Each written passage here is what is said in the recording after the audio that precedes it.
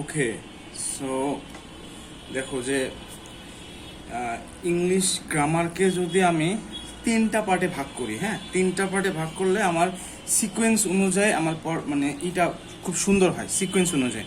যেমন আমি নর্মালি যদি লিখি, নর্মালি তোমার যদি আমি লিখে বলতে চাই, তাহলে লেট মি সি আমি এটাকে কি করা যেতে পারে। প্রথমে আমি যেটা করতে পারি সেটা হলো যে প্রথমে আমি গ্রামারটাকে তিন ভাগে ভাগ করব। একটা হলো সিম্পল গ্রামার, আমি লিখে দিই সিম্পল গ্রামার, সিম্পল যদি বলি সিম্পল গ্রামার, আরেকটারে বলি হচ্ছে সেন্টেন্স, সেন্টেন্স টিএনসি সেন্টেন্স, আরেকটা হলো মেমোরাইজ।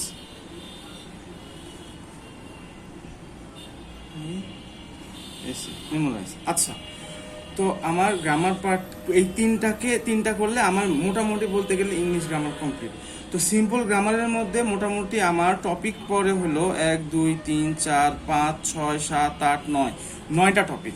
সিম্পল গ্রামারের মধ্যে আমার টপিক পরে হলো 9টা, সেন্টেন্সের মধ্যে টপিক পরে আমার হলো 1 2 3 4 5 6 7, এখানে পরে হলো 7টা, আর এখানে পরে হলো চারটা টপিক। ঠিক আছে, সো আমি এটা সিকোয়েন্স অনুযায়ী বলে দিই যে কোন সিকোয়েন্সে পড়লে আমাদের জন্য সবচেয়ে বেটার হবে, এবং সিকোয়েন্সটা কেন সেই সিকোয়েন্সটাও আমি বলতেছি যে এই সিকোয়েন্সটা মানে এটাই কেন। ঠিক আছে, আমি এটা প্রমাণ সহ বলতেছি। যেমন সাপোজ ধরে নে যে আমার গ্রামার নর্মালি আমি পড়বো, সো গ্রামারের শুরুতে আমার যেটা পড়া লাগবে সেটা হলো নাউন, NOUNE, নাউন। আমার নাউন সম্পর্কে জানা লাগবে। কি জন্য নাউন সম্পর্কে জানা লাগবে? যদি আমি একটা নর্মাল একটা বলি যে একটা সেন্টেন্সের একটা স্ট্রাকচার থাকে, ঠিক আছে, প্রত্যেকটা সেন্টেন্সের একটা বেসিক স্ট্রাকচার থাকে।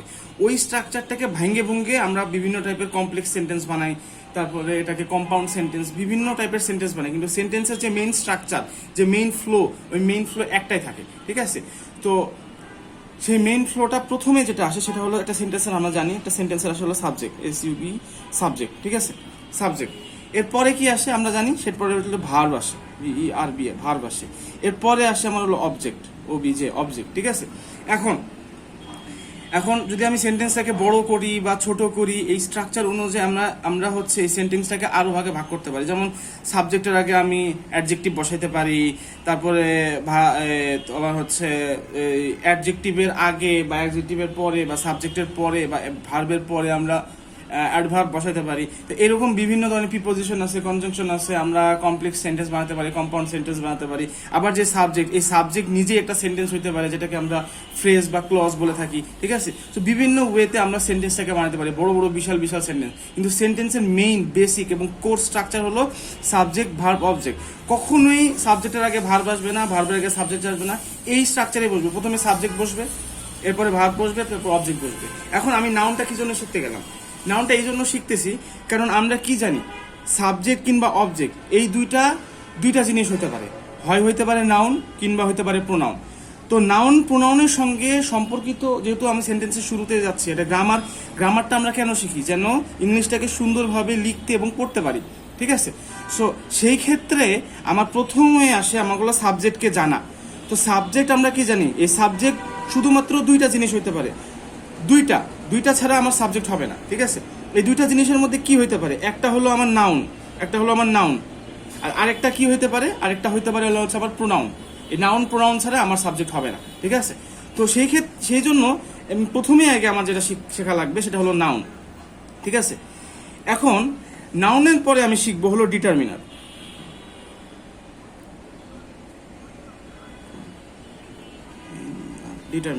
আচ্ছা, নাউনের পরে ডিটারমিনার কেন শিখবো? প্রশ্নটা খুব মানে লজিক্যাল, যে নাউনের পরে তো আমার প্রোনাউন শেখা দরকার ছিল, যেহেতু আমার সাবজেক্ট হচ্ছে নাউন বা প্রোনাউন ছাড়া কিছু হবে না। তো কথা হইলো, একটা সেন্টেন্স মনে করো লিখা আছে, আমি কিচ্ছু জানি না, তো ওই সেন্টেন্সের যখন আমি সাবজেক্টটাকে আইডেন্টিফাই করতে চাইবো, বা ওই সেন্টেন্সে যে কটা নাউন বা প্রোনাউন আছে, আমি যদি একটা সেন্টেন্সে কয়টা নাউন বা কয়টা প্রোনাউন আছে আমি যদি সবগুলো আইডেন্টিফাই করতে পারি, এই নাউন বা প্রোনাউনের মধ্যেই আমি পাবো হচ্ছে সাবজেক্ট পাবো, এই নাউন বা প্রোনাউনের মধ্যে আমি অবজেক্ট পাবো। ঠিক আছে, অনেক সময় আমরা আইডেন্টিফাই করতে পারি না, অনেক সময় ভেজাল হয়ে যায়। ঠিক আছে, অনেক ইন্টারচেঞ্জ মানে পার্টস অফ স্পিচের ইন্টারচেঞ্জ থাকে, অনেক নাউনকে আমরা ইন্টারচেঞ্জ করে ওই নাউনকে ভার্ব বানাই দিই, ভার্বকে নাউন বানাই দিই। ঠিক আছে, সেই জন্য আমরা আসলে অনেক সময় চিনতে পারি না। তো সেই জন্য চিনার জন্য, আইডেন্টিফাই করার জন্য আমার ডিটারমিনার পড়তে হবে, কারণ ডিটারমিনার জানলে আমরা অনেক ক্ষেত্রে অনেকভাবে আমরা নাউনকে আইডেন্টিফাই করতে পারবো। তো নাউনকে আইডেন্টিফাই করতে পারার একটা আমার মানে সুবিধা কি, আমি যখন নাউনকে আইডেন্টিফাই করতে পারবো তখনই আমি অ্যাডজেক্টিভকে আইডেন্টিফাই করতে পারবো। তো আমার পার্টস অফ স্পিচের আমি যদি পুরা পার্টস অফ স্পিচটাকে পড়ি, পার্টস অফ স্পিচ কয়টা, 8টা না, 8টার পুরা পার্টস অফ স্পিচটাকে যদি আমি পড়ি, ঠিক আছে, এবং ভালো করে জানতে পারি, তাহলে বলতে গেলে আমার ইংলিশ গ্রামার শেষ। ইংলিশ গ্রামার এটাই, পার্টস অফ স্পিচটাকে ভালো করে শেখা, এটাকে বিভিন্ন বারে ভাগ করে কাইরে উমুক টুমুক করে, ঠিক আছে, আমি শিখতেছি। মেইনলি হলো আমার সেন্টেন্সের স্ট্রাকচারটাকে বোঝা আর পার্টস অফ স্পিচ শেখা, এটাই হলো আমার মেইন ইংলিশ, এছাড়া আর কোনো ইংলিশ নাই। ঠিক আছে, এগুলো বেসিক কোর, এটাকে আমরা ভাঙ্গে বিভিন্ন এই জিরান মিরান, তারপরে ইনফিনিটিভ, ক্লজ, ফ্রেজেস যা বলি সবগুলা এই পার্টস অফ স্পিচ আর হচ্ছে তোমার হচ্ছে সাবজেক্ট মানে সেন্টেন্সেরই খেলা। ঠিক আছে, সো সেই ক্ষেত্রে প্রথমে আমি পড়বো হচ্ছে নাউন, দ্বিতীয় নাম্বার পড়বো হচ্ছে ডিটারমিনার, 3 নম্বরে পড়বো যে হচ্ছে আমি আর্টিকেল। কি জন্য আর্টিকেল? কারণ ডিটারমিনার আর আর্টিকেল অনেকটা রিলেটেড। আমি যদি ডিটারমিনার আর আর্টিকেল যদি আমি আইডেন্টিফাই না করতে পারি, সেই ক্ষেত্রে আমার নাউনটাকে আইডেন্টিফাই করতে পারবো না। নাউনকে আইডেন্টিফাই না করতে পারলে আমি এই সেন্টেন্সের সাবজেক্টকে আইডেন্টিফাই করতে পারবো না। সেন্টেন্সের সাবজেক্টকে আইডেন্টিফাই না যদি করতে না পারি, তাহলে আমি এটার সঙ্গে সম্পর্কিত যে অ্যাডজেক্টিভগুলা এটাকে আইডেন্টিফাই করতে পারবো না। ঠিক আছে, তো সেন্টেন্সের যদি আমি সাবজেক্টকে আইডেন্টিফাই না করতে পারি, তাহলে আমি বুঝতে পারবো না যে সেন্টেন্সের সাবজেক্টটা কোনো একটা মানে একটা ওয়ার্ড সাবজেক্ট নাকি একটা ফ্রেজ সাবজেক্ট। তো সেই ক্ষেত্রে আমার প্রথমে পড়তে হবে নাউন, তারপর পড়তে হবে ডিটারমিনার, তারপর পড়তে হবে আর্টিকেল। এরপরে যায় যখন আমি আমার এটাকে আইডেন্টিফাই করে ফেললাম, তখন আমি যাই পড়তে হবে আমার প্রোনাউন পড়ার পরে যখন আমার সাবজেক্ট গেল, তারপর সাবজেক্টের সাথে সম্পর্কিত, এরপরে আমি পড়বো হচ্ছে অ্যাডজেক্টিভ, TIVE, অ্যাডজেক্টিভ পড়ার পরে আমার যেটা পড়া লাগবে ভার্ব, অনেক সময় প্রশ্ন আসে যে অ্যাডজেক্টিভের পরে আমি ভার্ব কেন পড়বো, অ্যাডজেক্টিভের পরে অ্যাডভার্ব পড়বো না, কারণ অ্যাডজেক্টিভ অ্যাকচুয়ালি মডিফাই করে হলো সাবজেক্টকে বা নাউন বা প্রোনাউনকে। এই যে এখান থেকে আমার দরকার আমি যখন এটা বুঝবো, তখন আমি অ্যাডজেক্টিভকে ভালো করে বুঝতে পারবো। বুঝো, এটা যখন আমি বুঝতে পারবো, এই নাউন থেকে প্রোনাউন যখন বুঝতে পারবো, তখন অ্যাডজেক্টিভকে খুব ভালো করে বুঝতে পারবো। যখন আমি অ্যাডজেক্টিভ আর ভার্বকে বুঝতে পারবো, এই দুইটা যখন আমি বুঝতে পারবো ভালো করে, তখন আমি যাই অ্যাডভার্বকে বুঝতে পারবো। কিভাবে বলতেছি,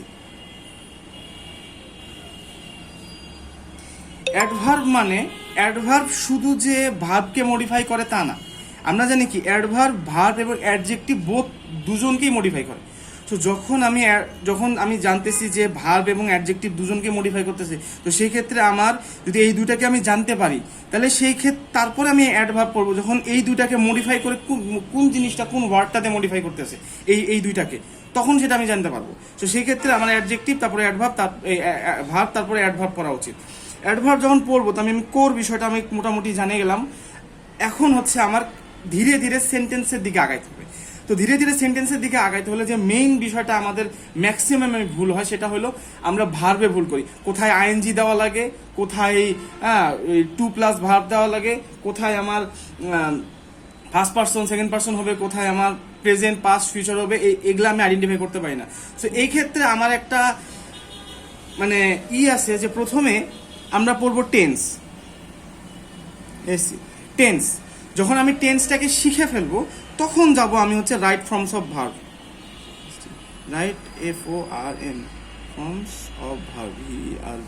রাইট ফর্মস অফ ভার্ব। এখন দেখো, যখন আমি নাউন থেকে রাইট ফর্মস অফ ভার্ব আমি যখন ভালো করে পড়ে ফেলতে পারবো, তখন এই সবকটার একটা রিভিশন লাগবে। এমন যদি কোনো একটা টপিক থাকতো গ্রামারের, যে সবগুলা লাগে, আরো একটা এক্সট্রা টপিক লাগে, সেটা হলো নাম্বার, যেটা আমি এখন মেনশন করিনি, নাম্বারটা পরে বলতেছি। ঠিক আছে, নাম্বারটা কখন পড়বো পরে বলতেছি, কিন্তু আমার এগুলো হচ্ছে কোর। যখন এগুলো আমি শিখে যাব, তখন সম্পূর্ণকে আমি টেস্টে ফেলাতে পারি যে আমি কতটুকু জানছি। সেই ক্ষেত্রে আমি যেটা পড়বো সেটা হলো সাবজেক্ট ভার্ব এগ্রিমেন্ট, খুব গুরুত্বপূর্ণ একটা টপিক।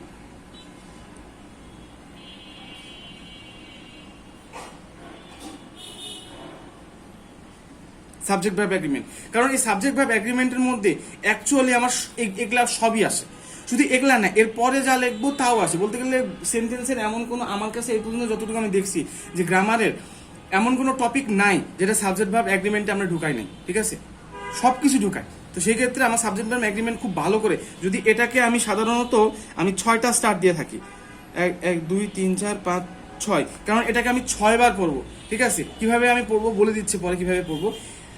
তো গেল আমার সাবজেক্ট ভার্ব এগ্রিমেন্ট। এগুলা এই কটা টপিক 1 2 3 4 5 6 7 8 9 10, এটা সিরিয়াল অনুযায়ী পড়বো, ঠিক আছে। এই 10টা টপিক আমি হচ্ছে সিম্পল গ্রামারের মধ্যে পড়তেছি। এরপরে যে আমি যখন এটা শিখে যাব তখন আমি মোটামুটি সেন্টেন্স লিখা বা সেন্টেন্সের দিকে আগাইতে শুরু করতে পারবো, ঠিক আছে। সেন্টেন্সকে টুইস্ট করা, একটা সেন্টেন্সকে আরেকটা সেন্টেন্সে কনভার্ট করা, বিভিন্ন কমপ্লেক্স টাইপের সেন্টেন্স শেখা। সেই ক্ষেত্রে আমি এখন প্রথমে যেটা পড়তে পারি সেটা হলো type of sentence. Type of SENTENCE, লেখা একটু উল্টাপাল্টা করতেছে বুঝে দেওয়ার জন্য, টাইপ অফ সেন্টেন্স। এরপরে টাইপ অফ সেন্টেন্সের পরেই গুরুত্বপূর্ণ 2টা টপিক হইলো আমার ভয়েস আর হচ্ছে ন্যারেশন।